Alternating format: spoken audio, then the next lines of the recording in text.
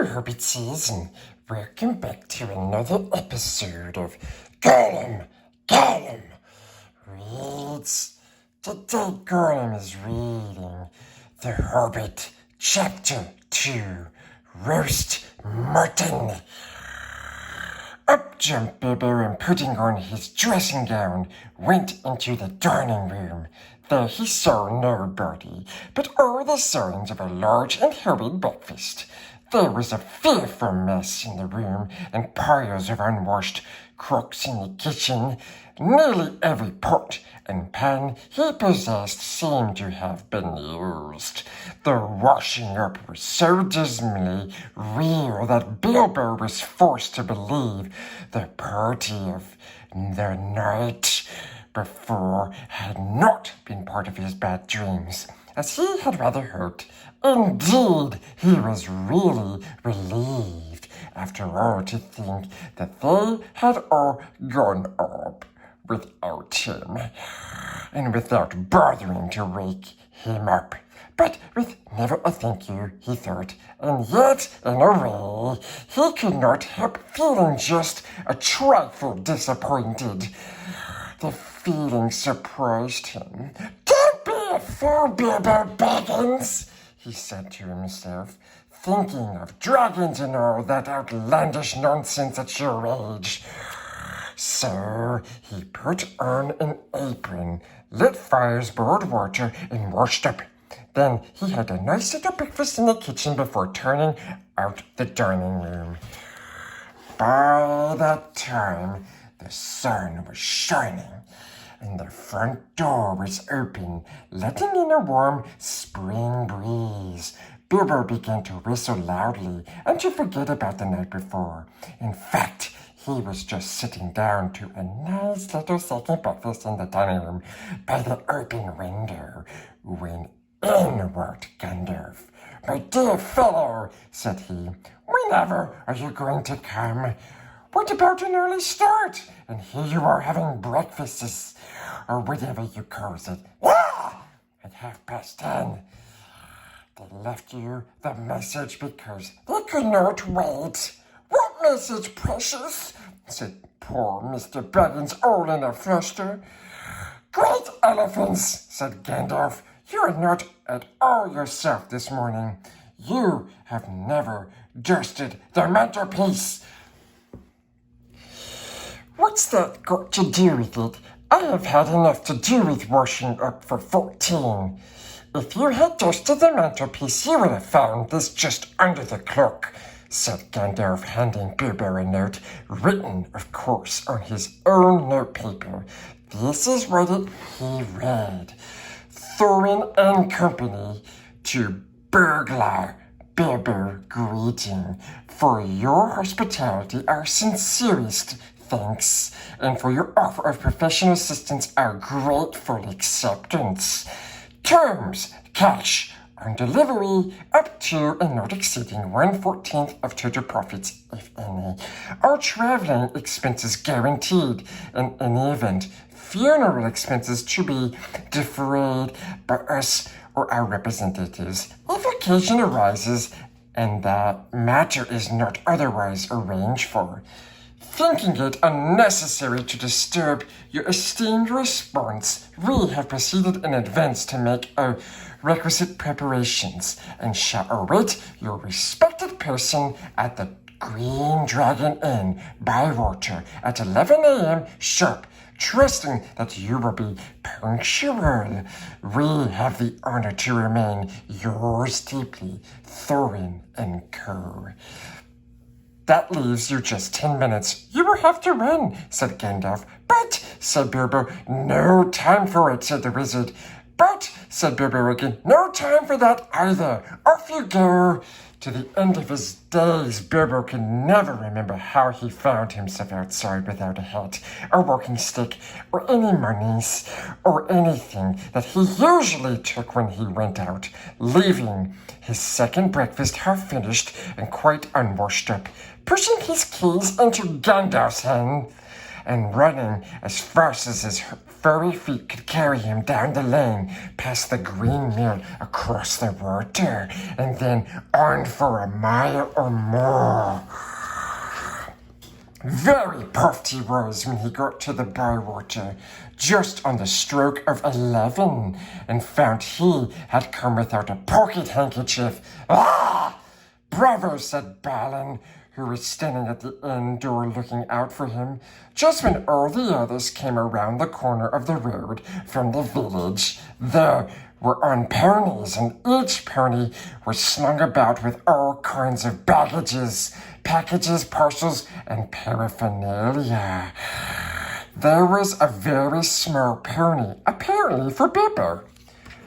Up, you two get and off we go, said Durin. I'm awfully sorry, said Bilbo, but I have come without my hat, and I have left my pocket handkerchief behind, and I haven't got any money. I didn't get your note until 10:45 to be precise. Don't be precise, said Roland, and don't worry. You will have to manage without pocket handkerchiefs and a good many other things before you get to the journey's end. And for a hat, I have got a spare hood and cloak in my luggage. That's how they all came to start, jogging off from the inn on one fine morning just before May, on laden ponies, and Bilbo was wearing a dark green hood, a little weathered stained, and a dark green cloak borrowed from Dwalin. They were too large for him, and he looked rather comic. What his father Bungo would have thought of him, I daren't think. His only comfort was he couldn't be mistaken for a dwarf, as he had no beard.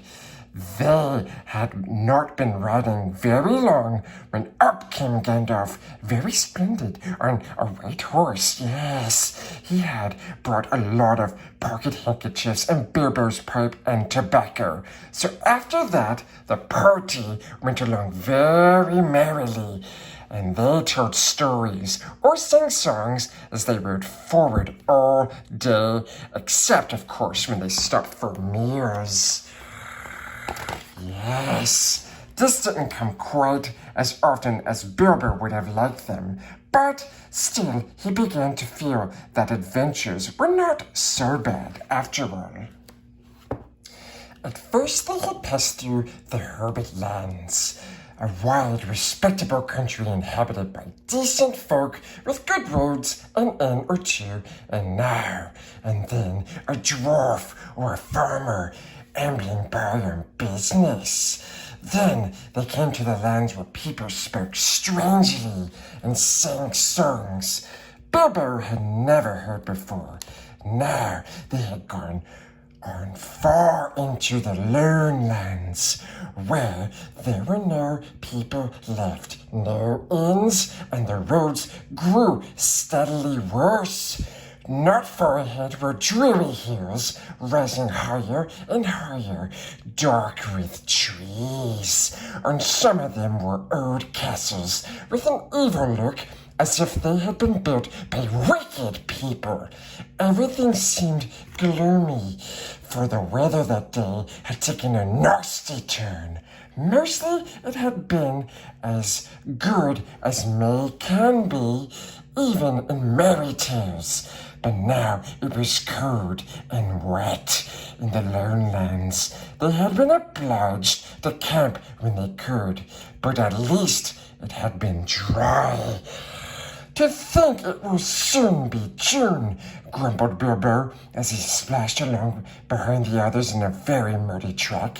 It was after tea time, it was pouring with rain, and had been all day. His hood was dripping, into his eyes, and his cloak was full of water. The pony was tired and stumbled on stones. The others were too grumpy to talk. And I'm sure the rain has gotten into the dry clothes and into the food bags, thought Bilbo. Bother burgling and everything to do with it. I wish I was at home, in my nice hole by the fire, with the kettle just beginning to sing. It was not the last time that he wished that. Still the dwarves jogged on, never turning round or taking any notice of the Hobbit. Somewhere behind the grey clouds, the sun must have gone down, for it began to get dark as they went down into a deep valley with a river at the bottom. Wind got up in the willows along its banks, bent and sighed. Fortunately, the road went over an ancient stone bridge, for the river, swollen with rains, came rushing down from the hills and the mountains in the north. It was nearly night when they had crossed the river, and the wind broke up the grey clouds, and wandering moon appeared above the hills between the flying rags. Then they stopped, and Thorin muttered something about supper. And where shall we get a dry patch to sleep on? Not until they notice that Gandalf was missing. So far, he had come all the way with them, never saying if he was in the adventure or merely keeping them company for a while. He had eaten most, talked most, and laughed most, but now he simply was not there at all. Just when a wizard would have been most useful too, groaned Dory and Nori, who shared the Hobbit's views about regular meals, plenty and often. They decided in the end that they would have to camp where they were. They moved to a clump of trees, and though it was drier under them, the wind shook the rain off the leaves, and the drip, drip was most annoying. Oh, so the mischief seemed to have gotten into the fire. Dwarves can make a fire almost anywhere, out of almost anything, wind or no wind, but they could not do it that night, not even Orin and Gloin, who were specially good at it. Then one of the ponies took fright at nothing and bolted. He got into the river before they could catch them, and before they could get him out again, Feely and Keely were nearly drowned, and all the baggage that he carried was washed away off him. Of course, it was mostly food, and there were mighty little left for supper and less for breakfast. There, they all sat glum and wet, muttering, while Orin and Gloin went on trying to light the fire and quarreling about it. Bilbo was sadly reflecting that adventures were not all pony rides and May sunshine, when Balin, who was always there, looked at me and said, "There's light over there." There was a hill some way off with trees on it, pretty thick in parts. Out of the dark mass of the trees, they could see a light shining and reddish, comfortable-looking light, as it might be a fire or torches twinkling. When they had looked at it for some while, they fell to arguing. Some said no, and some said yes. Some said they could but go and see, and that anything was better than little supper, less breakfast, and wet clothes all the night. Others said, "These parts are not too well known, and they are too near the mountains. Travelers seldom come this way. The old maps are no use. Things have changed for the worse, and the road is unguarded. They have seldom ever heard of the king around here, and the less inquisitive you are as you go along, the less trouble you are likely to find." Some said, "After all, there are 14 of us." Others said, "Where has Gandalf got to?" This remark was repeated by everybody. Then the rain began to pour down worse and worse than ever, and Orin and Gloin began to fight. They settled it.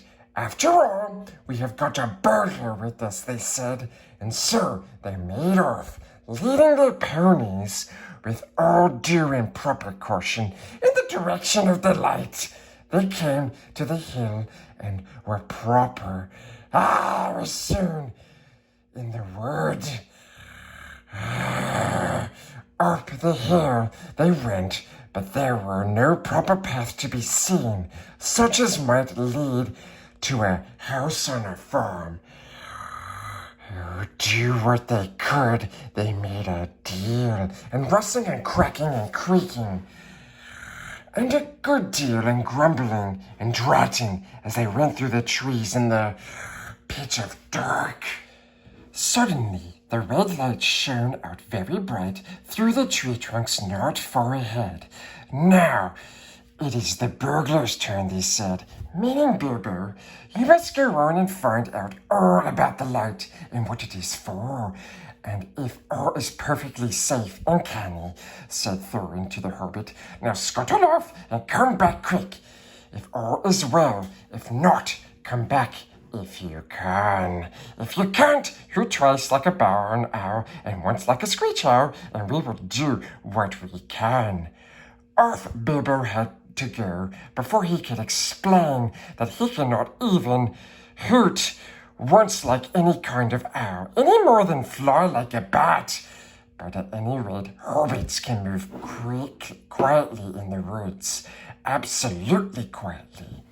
They take pride in it, and Bilbo had sniffed more than once at what he called all this dwarvish racket as they went along, though I don't suppose you or I would have noticed anything at all on a windy night, not if the whole cavalcade had passed 2 feet off. As for Bilbo, walking primely towards the red light, I don't suppose even a weasel would have stirred a whisker at it, so naturally he got right up to the fire, for fire it was, precious, yes, without disturbing anyone. And this is what he saw. 3 very large persons sitting round a very large fire of beech logs. They were toasting mutton on long spits of wood and licking the gravy off their fingers. There was a fine, toothsome smell. Also, there was a barrel of good drink at hand, and they were drinking out of the jugs, but they were trolls, obviously trolls. Even Bilbo, in spite of his sheltered life, could see that, for the great heavy faces of them, and their size, and the shape of their legs, not to mention their language, which was not drawing-room fashioned at all, precious, at all. Mutton yesterday, mutton today, and blimey, if it don't look like mutton again tomorrow, said one of the trolls. Never blinking. Bit of man-flesh have we had for long enough, said a second. What the William was a-thinking of bringing us into these parts? It all beats me, and the drinking running short, what's more. Oh, he said, jogging the elbow of William, who was taking a pull at his jug. William choked. Shut your mouth, he said, as soon as he could. You can't expect folk to stop here forever just to be ate by you, and you bet. You've had a village and a half between you since we come down from the mountains. How much you do you want? And time's been up. Are we, when you have said, thank you, Bear, for a nice bit of fat valley mutton, like what this is. He took a big bite off a sheep's leg, and he was roasting, and wiped his lip on his sleeve. Yes, I am afraid trolls do behave like that, even those with only one head each. After hearing all this, Bilbo ought to have done something at once. Either he should have gone back quietly, and warned his friends that there were 3 fair-sized trolls at the end in a nasty mood, quite likely to try roast a dwarf or even a pony for a change, or else he should have done a bit of good quick burgling. A really first-class and legendary burglar would at this point have picked the troll's pockets. It is nearly always worthwhile if you can manage it. Pinched the very mutton off the spits, purloined the beer, and walked off without their noticing him. Others, more practical, but with less professional pride, would have perhaps stuck a dagger into each of them before they observed it. Then the night could have been spent cheerily. Bibber knew it. He had read of a good many things he had never seen or done. He was very much alarmed as well as disgusted. He wished himself 100 miles away, and yet, somehow, he could not go straight back to Thorin and company, empty-handed. So he stood and hesitated in the shadows of the various burglarious proceedings. He had heard of picking the troll's pockets and seemed the least difficult, so at last he crept behind a tree just behind William. Bert and Tom went off to the barrel. William was having another drink.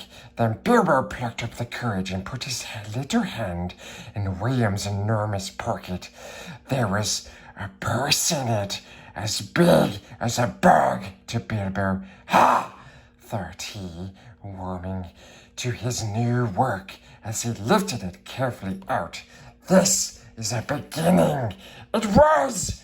Trolls' purses are the mischief. This was no exception.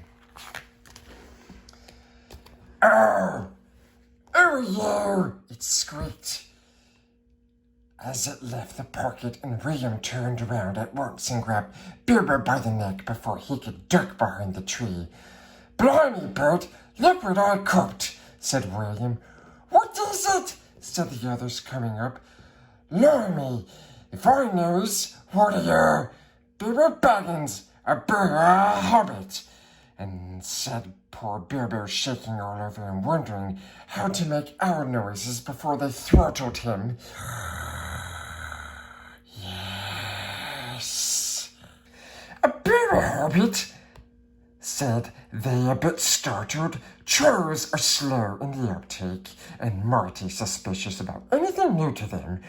What's a Bilbo Hobbit got to do with my pocket anyways? Said William. And can you cook him? Said Tom.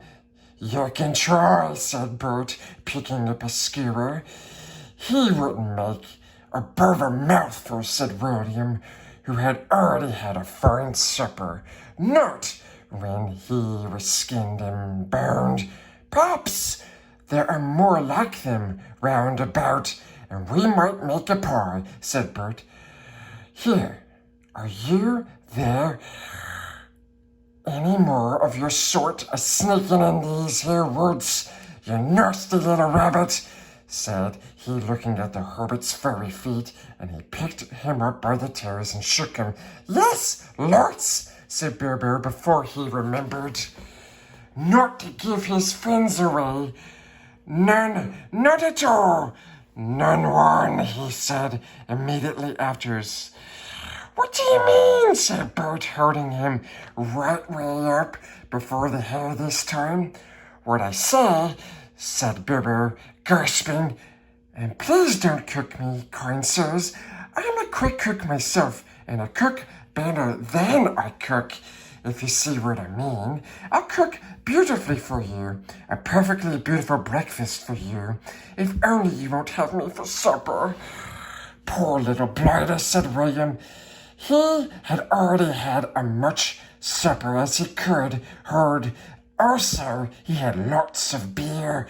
Poor little blighter, let him go. Not till he says what he means by lots and none at all, said Bert. I don't want to have my throat cut in my sleep. Hold his toes in the fire till he talks. I won't have it, said William. I caught him anyway. You're a fat fool, William, said Bert, as I said before this evening. And you're a lout. And I won't take that from you, Bill Huggins, said Bert, and put his fist in William's eye. Then there was a gorgeous row. Bilbo had just enough wits left when Bert dropped him on the ground to scramble out of the way of their feet before they were fighting like dogs and calling one another all sorts of perfectly true and applicable names in very loud noises. Soon they were locked in one another's arms and rolling nearly into the fire, kicking and thumping, while Tom whacked at them both with a branch to bring them to their senses. And that, of course, only made them madder than ever. There would have been the time for Bilbo to have left, but his poor little feet had been very squashed in Bert's big paw, and he had no breath in his body, and his head was going round. So there he lay for a while, panting just outside the circle of firelight. Right in the middle of the fight came up Balin. The dwarves had heard the noises from a distance, and after waiting for some time for Bilbo to come back or to hoot like an owl, they started off one by one to creep towards the light as quietly as they could. No sooner did Tom see Balin come into the light than he gave an awful howl. Trolls simply detest the very sight of dwarves uncooked. Bert and Bill stopped fighting immediately, and a sack! Tom, quick, they said, before Balin, who was wondering where in all this commotion Bilbo was, knew what was happening. A sack was over his head, and he was down. There's more to come yet, said Tom, or I'm mighty mistook. Lots and none at all it is, said he. No bower hobbits, but lots of these here dwarves. That's about the shape of it. I reckon you're right, said Bert. But we'd best get out of the light. And so they did, with sacks in their hands that they used for carrying of mutton and other plunder. They waited in the shadows as each dwarf came up and looked at the fire, and they spilled jugs and gnawed mutton in surprise. Pop! Went a nasty, smelly sack over his head, and he was down. Soon Dwalin lay by Balin and Feely and Keely together, and Dory and Nori and Ori, all in a heap, Orin and Glorin, and Biffa and Buffa and Bomber, piled uncomfortably near the fire. That'll teach 'em, said Tom, for Buffa and Bomber had given a lot of trouble and fought like mad, as dwarves will when cornered. Thorin came last, and he was not caught unawares. He came expecting mischief, and didn't need to see his friend's legs sticking out of sacks to tell him that things were not at all well. He stood outside in the shadows some way off and said, "What's all this trouble? Who has been knocking my people about?" "It's trolls," said Bilbo from behind the tree. They had forgotten all about him.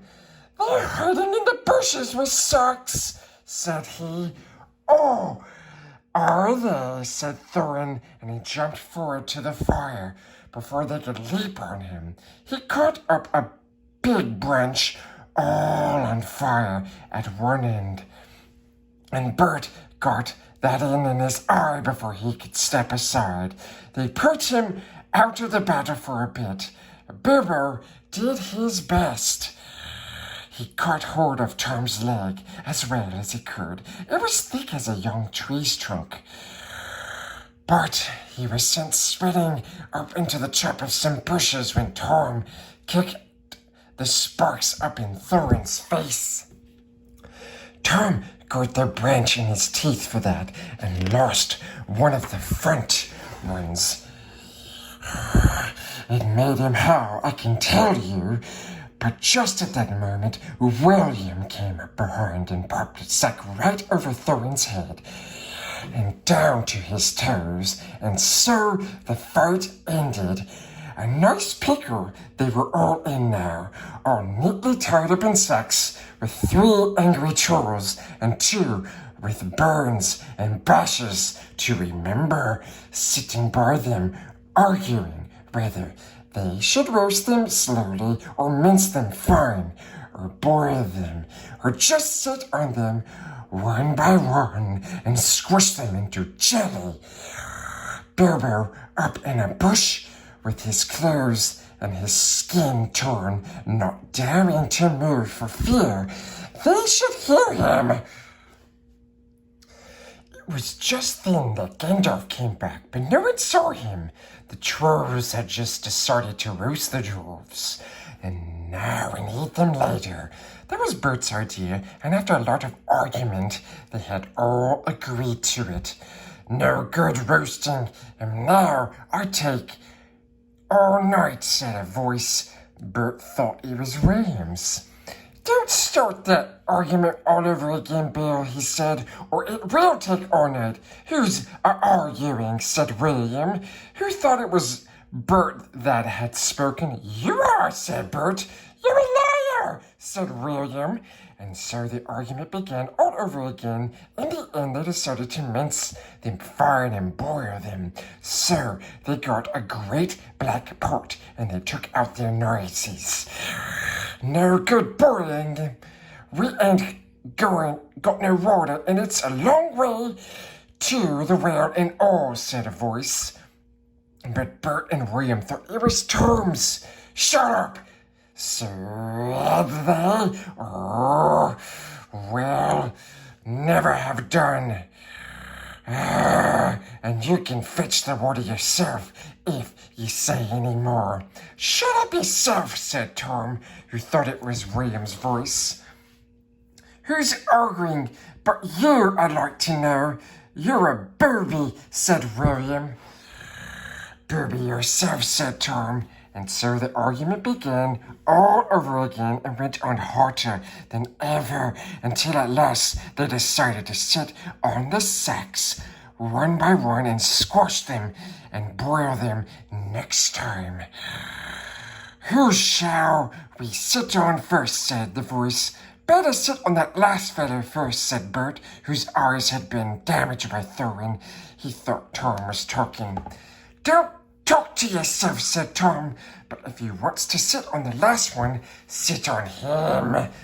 Which is he? The one with the yellow stockings, said Bert. Nonsense. The one with the grey stockings, said a voice like William's. I made sure it was yellow, said Bert. Yellow it was, said William. Then what do you say it was grey for, said Bert. I never did, Tom said it.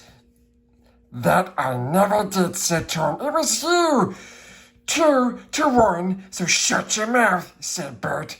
Who are you talking to, said William. Now stop it, said Tom and Bert together. The night's getting on, and dawn comes early. Let's get on with it. Dawn takes you all, and be stoned to you, said a voice that sounded like William's, but it wasn't. For just at that moment, the light came over the hill, and there was a mighty twitter in the branches. William never spoke, for he stood turned to stone as he stooped, and Bert and Tom were stuck like rocks as they looked at him. And there they stood. Ah! to this day, all alone, unless the birds perch on them. For trolls, as you probably know, must be underground before dawn, or they go back to stuff of the mountains they are made of, and never move again. That is what happened to Bert and Tom. Excellent, said Gandalf, as he stepped from behind a tree and helped Bilbo to climb down a thorn bush. Then Bilbo understood. It was a wizard's voice that had kept the trolls bickering and quarreling until the light came and made an end of them. The next thing was to untie the sacks and let the dwarves ease out. They were nearly suffocated and very annoyed. They had not at all enjoyed lying there listening to the trolls making plans for roasting them and squashing them and mincing them. They had to hear Bilbo's account of what had happened to him twice over before they were satisfied. Silly time to go practicing pinching and pocket picking, said Bumber, when what we wanted was fire and food. Yes, and that's just what you wouldn't have got of those fellows without a struggle in any case, said Gandalf. Anyhow, you're wasting your time. Now, don't you realize that the trolls must have a cave or a hole dug somewhere near to hide from the sun, and we must look into it. They searched about and soon found the marks of the trolls' stony boots going your way through the trees. They followed the tracks up the hill until, hidden by bushes, they came on a big door of stone leading to a cave, but they could not open it. Not there they all pushed while Gandalf tried various incantations. Would this be any good? Asked Bilbo. When they were getting tired and angry, I found it on the ground where the trolls had their fight. He held out a largest key, though no doubt William had thought it very small and secret. It must have fallen out of his pocket. Very lucky before he was turned to stone. Why on earth didn't you mention it before? They cried. Gandalf grabbed it and fitted it into the keyhole. Then the stone door swung back with a big push, and they all went inside. There were bones on the floor, and a nasty smell was in the air. But there was a good deal of food jumbled carelessly on shelves, and on the ground among an untidy litter of plunder, and all sorts, from brass buttons to pots full of gold coins, standing in a corner. There were lots of clothes, too, hanging on the wall, too small for trolls. I'm afraid they belonged to victims, and among them were several swords of various makes, shapes, and sizes. Two caught their eyes particularly because of their beautiful scabbards and jeweled hilts. Gandalf and Thorin each took one of these, and Bilbo took a knife in a leather sheath. It would have made only a tiny pocket knife for a troll, but it was as good as a short sword for a hobbit. These look like good blades, said the wizard, half drawing them and looking quickly at them curiously. They were not made by any troll, nor by any smith among men in these parts and days, but when we can read the runes on them, we shall know more about them. Let's get out of this horrible smell, said Feely. So they carried out the pots and the coins and such food as was untouched and looked fit to eat. Also, one barrel of ale, which was still full. By that time, they felt like breakfast. And being very hungry, they did not turn their noses up at what they had got from the troll's larder. Their own provisions were very scanty. Now They had bread and cheeses and plenty of ale and bacon to toast in the embers of the fire. After that, they slept for their night and had been disturbed, and they did nothing more till afternoon. Then they brought up their ponies and carried them away with the pots of gold and buried them very secretly not far from the track by the river, putting a great many spells over them just in case they ever had a chance to come back and recover them. When that was done, they all mounted once more and jogged along on the path towards the east. Yes. "Where did you go, if I may ask?" said Thorin to Gandalf as they rode along.